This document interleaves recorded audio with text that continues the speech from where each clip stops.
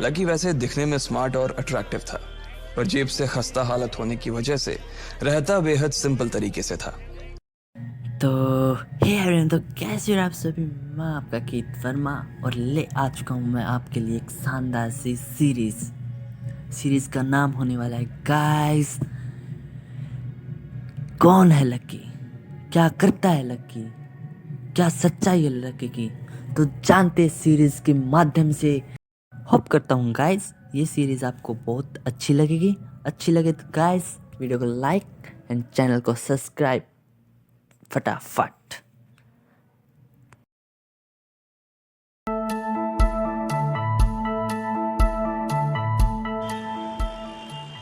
कहते हैं दिल्ली दिल बरों की है, दिल जलों की है। कहते तो ये भी हैं कि दिल्ली दिल फरेबों की भी है। और लकी यानी कि लक्ष्मण लाल अग्रवाल में ये सारे गुण मौजूद थे। लोग उसकी शक्ल को देखकर ही कह देते थे, अबे दिल्ली से हो क्या। लकी वैसे दिखने में स्मार्ट और अट्रैक्टिव था, पर जेब से खस्ता हालत होने की वजह से रहता बेहद सिंपल तरीके से था। शर्ट का रंग उड़ा हुआ और पैंट से पैबंद जुड़ा हुआ। कहने को तो उसकी उम्र के लड़के दिल्ली की सड़कों पर रात को मोटर बाइक दौड़ाते थे, लेकिन लकी उर्फ लक्ष्मण लाल अग्रवाल सिर्फ कमरे से कॉलेज में पढ़ाई और गर्लफ्रेंड डिंपल के साथ थोड़ा वक्त बिताना, फिर कॉलेज से दुकान से जब होम डिलीवरी आए तो वहां, और फिर घर चला जाता था। हाँ, कभी कभी जब वो किसी लड़के को खाली सड़क पर मोटर बाइक दंदनाते हुए देखता तो कहता, एक दिन अपना टाइम भी आएगा जब मैं चश्मा लगाकर बैठूंगा और पीछे डिंपल को बैठाऊंगा। देखना, जब वो मेरी कमर में अपना हाथ कसेगी और मैं तेजी से मोटरसाइकिल को इंडिया गेट के आसपास दौड़ाऊंगा, तो सारे दिल्ली का दिल हम दोनों को देखकर जलेगा। दुकान में रखा हुआ बर्नॉल भी काम नहीं आएगा। लकी ने कहा और अपने हाथ में बर्नॉल की क्रीम को दबा दिया। जैसे ही उसने क्रीम को दबाया, उस क्रीम बाहर आ गई। अबे गधे, क्या कर रहा है? वो कोई स्पंज की गेंद है क्या जो उसे दबा रहा है? दुकान के मालिक ने उससे फटकारते हुए कहा और उसके सर पर एक चपत लगा दी। Sorry sir. लकी ने अपना सिर बचाते हुए कहा। वो खरोल बाग में स्थित एक छोटी सी मेडिकल स्टोर पर काम करता था। उसकी दुकान का नाम था चमन मेडिकल स्टोर और उसके ओनर का नाम था चमन लाल। लकी पिछले 5 साल से इन्हीं की दुकान पर काम कर रहा था। यहाँ इस छोटी सी शॉप पर काम करना उसकी मजबूरी थी। लाइफ में कंगाली की वजह से उसे कॉलेज में पढ़ाई पूरी करने के लिए पार्ट टाइम जॉब करना था। उसने कई अच्छी जगह अच्छी तनख्वाह की नौकरी ढूंढी, पर नहीं मिली और वो इस मेडिकल स्टोर पर ही अटक गया। गधे, अब इसके पैसे क्या तेरा बाप भरेगा? कटेगा। इसका पैसा भी तेरी तनख्वाह से कटेगा और एमआरपी से डबल रेट में कटेगा। चमन ने अपने दांतों को किचमिचाते हुए कहा। गुस्से की वजह से उसकी नाक फूल गई थी और लकी की सांसें। उसने घबराते हुए ओनर से पूछा, एमआरपी से डबल क्यों सर जी? ताकि अगली बार से ऐसी कोई हरकत करने से पहले तू डबल बार सोचे, चमन ने कहा और उसके हाथ से ट्यूब छीन ली। उसका जी तो चाह रहा था कि वो लकी की खोपड़ी पर एक और बार अपना हाथ साफ कर ले, लेकिन उससे पहले ही दुकान का फोन बजने लगा। फोन की घंटी बजते ही लकी को वहां से मिलने का मौका मिल गया और वो भागते हुए फोन उठाने के लिए चला गया। हेलो जी, करोल बाग के बेस्ट मेडिकल चमन मेडिकल स्टोर से बोल रहा हूँ, बताइए क्या काम था? ये लकी की पेटेंट लाइन थी। चाहे कहीं से भी फोन आए, लेकिन उसे फोन पर बस यही बोलना था। जैसे ही इधर लकी ने अपनी बात कही, उधर से जवाब आया, मैं ब्लूमिंग नाइट होटल के कमरा नंबर 303 से बात कर रहा हूँ। एक छोटा सा ऑर्डर है, नोट करो और जल्दी से होटल पर डिलीवर करवा दो। वो एक लड़के की आवाज थी। उसकी आवाज में काफी भारीपन और एक अजीब सी जल्दबाजी थी। जैसे ही लकी ने वो आवाज सुनी, पता नहीं क्यों उसे वो आवाज जानी पहचानी सी लगी। जी सर, बताइए आपका क्या ऑर्डर है? हाँ तो लिखो, हार्ट प्ले के 2 पैकेट और 1 पैकेट टिश्यू। लकी, जो कि अपना पेन लेकर खड़ा था, हार्ट प्ले का नाम सुनते ही झिझक गया। असल में हार्ट प्ले नाम का एक कंडोम आता था और इसलिए उसका नाम सुनते ही लकी शर्मा गया था। इतने साल से भी मेडिकल की स्टोर पर काम करने के बाद उसे इन चीजों का नाम सुनने में शर्म आती थी। हेलो भाई, लिखा कि नहीं लिखा? उस आदमी ने फिर से लकी से पूछा। जी सर, लिख लिया सर, लिख लिया। लकी ने खिसिया कर हंसते हुए कहा। लिख लिया तो फिर लेकर निकल, उस लड़के ने कहा। उसकी आवाज सुनकर ना जाने ऐसा क्यों लग रहा था कि वो बहुत बड़ा आदमी था। जी सर, मैं सर, लेकिन सर बाहर तो बारिश हो रही है, लकी ने कहा। उसने देखा कि बाहर बहुत तेज बारिश हो रही थी। उनकी दुकान के सामने पानी भर गया था और तेज हवाओं की वजह से चमन मेडिकल स्टोर का बोर्ड भी गिर गया था। लकी को लग रहा था कि वो इतनी तेज बारिश में अभी एकदम से तो नहीं निकल पाएगा, तो उसने उस लड़के को समझाते हुए कहा, सर मैं ऑर्डर तो ले आऊंगा पर थोड़ा टाइम लग जाएगा, बारिश थोड़ी थम जाए।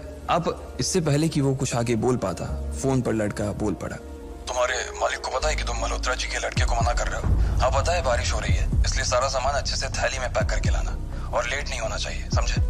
उस लड़के ने कहा, और इससे पहले कि लकी आगे कुछ कह पाता उसने फोन काट दिया। उधर से लकी के दुकान का ओनर उसे घूर कर देखा जा रहा था। लकी के हाथ में पेन और पेपर देखकर ही वो समझ गया था कि उसके पास कोई ऑर्डर आया था। आज वैसे भी इतनी बरसात होने की वजह से सुबह से इक्का दुक्का ग्राहक ही दुकान पर आए थे। ऐसे में उसकी दुकान का मालिक एक भी ऑर्डर को छोड़ना नहीं चाहता था। वो लकी को देख रहा था और लकी बारिश की ओर देख रहा था। बारिश का बहाना नहीं चलेगा, जाना पड़ेगा, चमन लाल ने कहा। मैं बहाना नहीं कर रहा सर, थोड़ी बारिश धीमी हो जाए तो मैं चला जाऊंगा। अभी आप खुद ही देखिए कितनी तेज बारिश है। वो पता नहीं कोई मिस्टर मल्होत्रा का कोई बेटा कुछ ज्यादा ही जल्दी में था, मैं साइकिल से तो पहुंच नहीं पाऊंगा इतनी जल्दी। लकी ने उनकी ओर देखते हुए कहा। क्या कहा? मिस्टर मल्होत्रा जी का बेटा? तू मेरी दुकान बंद करवाएगा क्या? अभी क्या भी निकल उनका ऑर्डर लेके, वो हमारे बहुत पुराने कस्टमर है, चमन ने कहा। पर लकी ने कहा ही था कि चमन बोला। पर कुछ नहीं, तू मेरी मोटरसाइकिल ले जा, उसने गुस्से में कहा। अरे सर जी, 200 के ऑर्डर में मुश्किल से 40 रुपए बचेंगे, इससे 3 गुने का तो पेट्रोल ही लग जाएगा, और अगर गाड़ी रास्ते में बंद हो गई तो अलग से खर्चा, लकी ने समझाते हुए कहा। वो जानता था कि उसका मालिक इन सब बातों पर ध्यान नहीं देने वाला। चमन लाल बोला, कोई बात नहीं, तू जा, चाहे जो हो जाए ग्राहक नाराज नहीं होना चाहिए, और वैसे भी वो मल्होत्रा जी का बेटा है। चमन लाल ने मोटरसाइकिल की चाबी लकी की ओर उछालते हुए कहा। लकी ने चाबी ली। उसे देखकर उसके अंदर मिक्स फीलिंग आ गई। एक तो वो बहुत खुश हुआ कि बड़े दिनों बाद बाइक चलाने को मिलेगी, पर वहीं दूसरी तरफ दुखी इसलिए हुआ कि बाइक मिली भी तो ऐसी तेज बारिश में, अगर खराब हो गई तो इसकी चपत भी उसके सिर पर ही पड़ेगी।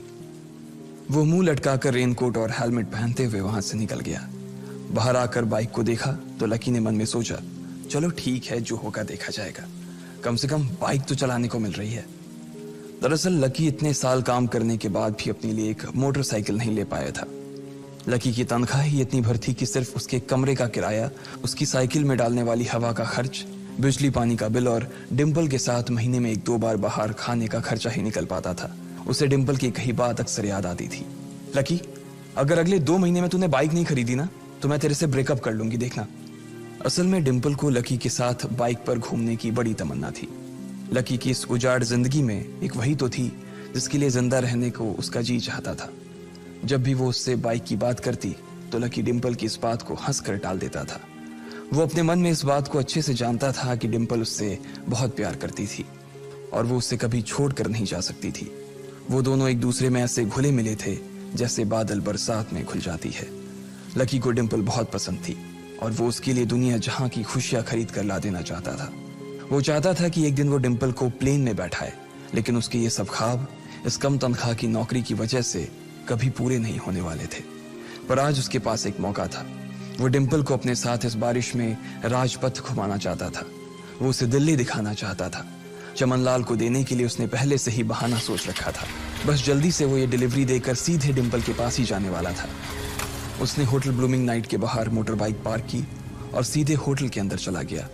लकी ने रिसेप्शन पर पहुंचकर नमस्ते करते हुए रिसेप्शनिस्ट को बोला, जी मैं चमन मेडिकल स्टोर से आया हूं, रूम नंबर 303 का ऑर्डर था सर। रिसेप्शन पर खड़ा आदमी उसके हाथ में काली थैली को देखकर समझ गया था कि उसमें क्या था और वो मंद ही मंद मुस्कुराते हुए बोला, 3rd फ्लोर पर है, लिफ्ट से चले जाओ, रेनकोट यहीं उतार देना।